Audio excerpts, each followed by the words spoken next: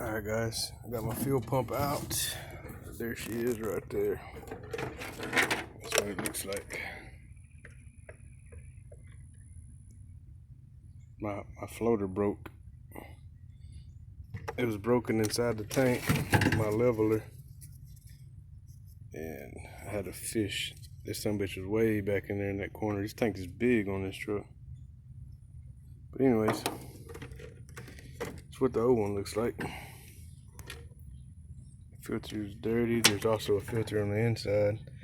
Some people just change the pump out itself and not the whole casing. But if you do that, then you gotta take this top part off, and then you can access that pump. But yeah, there's the old gasket. I finished getting the gas out of it.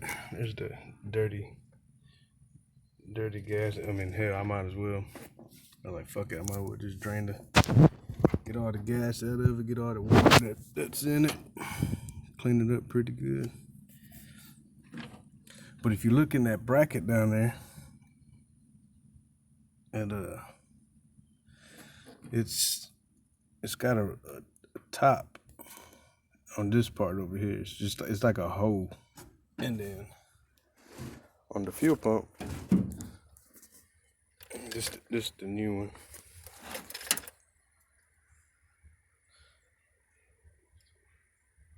You just flap that thing down, bend it down. Kind of hard to do it with one hand, but yeah, you just bend it down all the way and straighten it up. But yeah, this is what the new one looks like. Comes with that gasket right there. Comes with the floater lever. And it just clips on. It's real easy, man. You just clip it on the side right there. Filter looks good. Now I can't figure out what them things are right there and where they go. It came with the fuel pump, but I ain't worried about it. But anyways, you see where that whole part is? This part's gonna go in there first. Let's see, I'm gonna use my old one.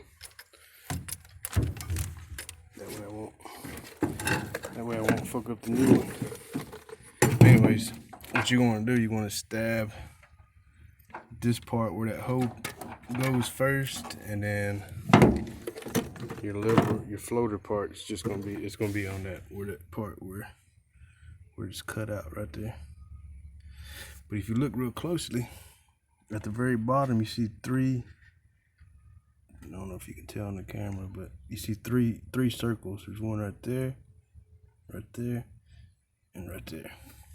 If you look at the bottom of the tank, the fuel pump, you see the same three circles. 1, 2, 3. So it pretty much tells you. If you can't, I mean, it's common sense, but I mean, you line them up. But I mean, it pretty much only goes in there one way, because this floater here's gotta go up and down. You know, as your tank gets empty or full, and it's gotta be able to move some way. That's why that bracket is cut out right there in that spot. So you pretty much can't put it on wrong.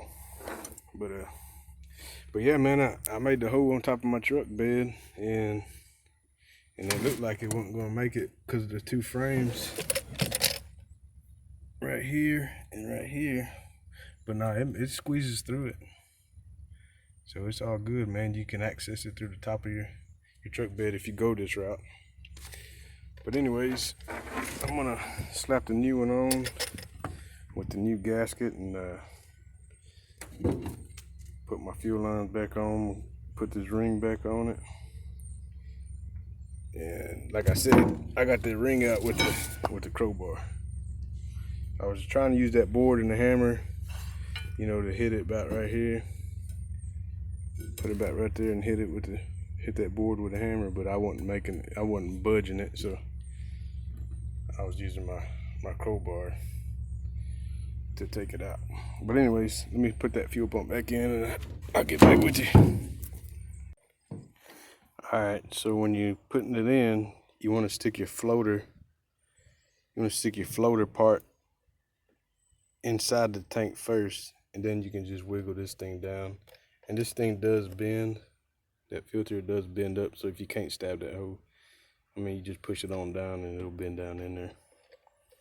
But all right, let me try this again. All right, got the bottom part in there.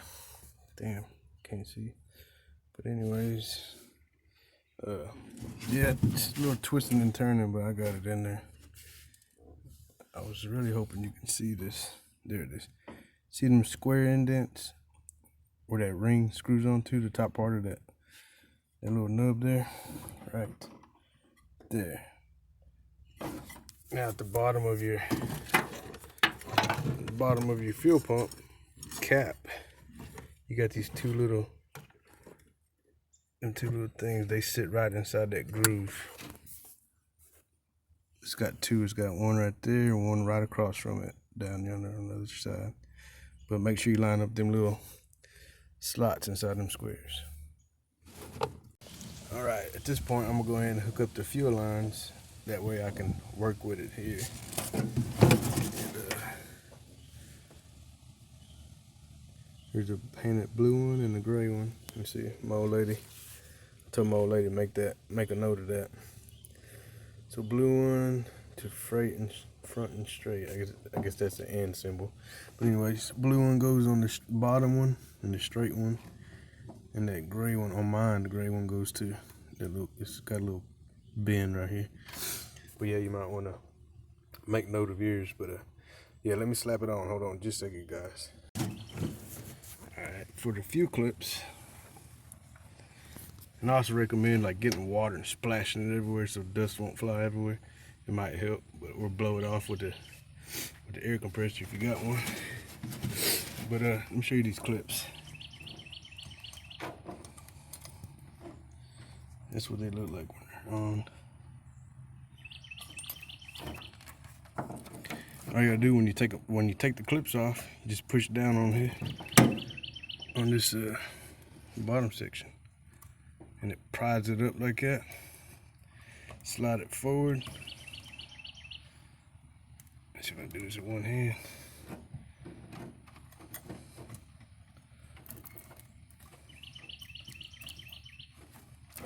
There it is. Slide it forward like that, and you just pry up, and it pops it out of that fuel line.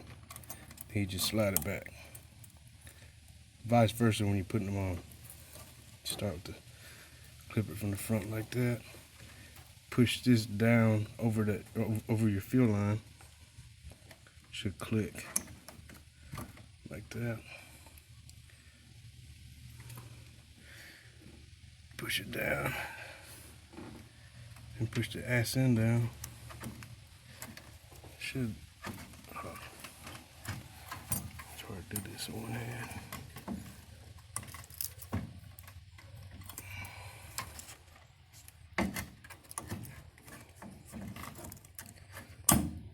There it goes.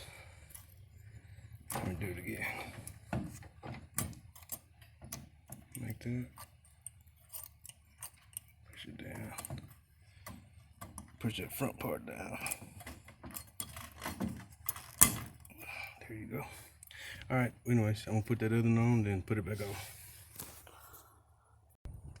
All right, man, got it back in there. Putting that damn ring cap back on was harder than what I thought. You know, I'm doing it by myself, but what I had to do to get it started, you know, you got to hold pressure down right here so this can stay in place, because it's got them two little indentions where it goes inside them grooves in on the top part. But anyways, what I had to do while holding pressure to this, you know, holding it down to get it started, because I was turning and turning and it seems like it'll catch and then it'll pop off, then like I was cross-threading it. So I just grabbed it like so, pushed down hard as I could, and I heard it click. I was like, well, hell, maybe that's what it needs. But I heard it click, and then I started screwing it on, and it come out, and it worked. I mean, it's hard putting it on. Hell, it was hard taking it off. So that's how it's supposed to be. But to get it started, I had to push down on the whole ring itself until I heard it click. And then, like I said, get your pry bar, get it on them lips right there. I don't know if you can see it. And then just tighten her on up. I already got it tight. I'm fixing to put some gas in it and see if she fires up. Close my door. Shit, what you know about that door, huh? Nah, I'll get me a piece of tin or something, screw it down, paint it. I don't know, I'll do something with that. Let me put some gas in it.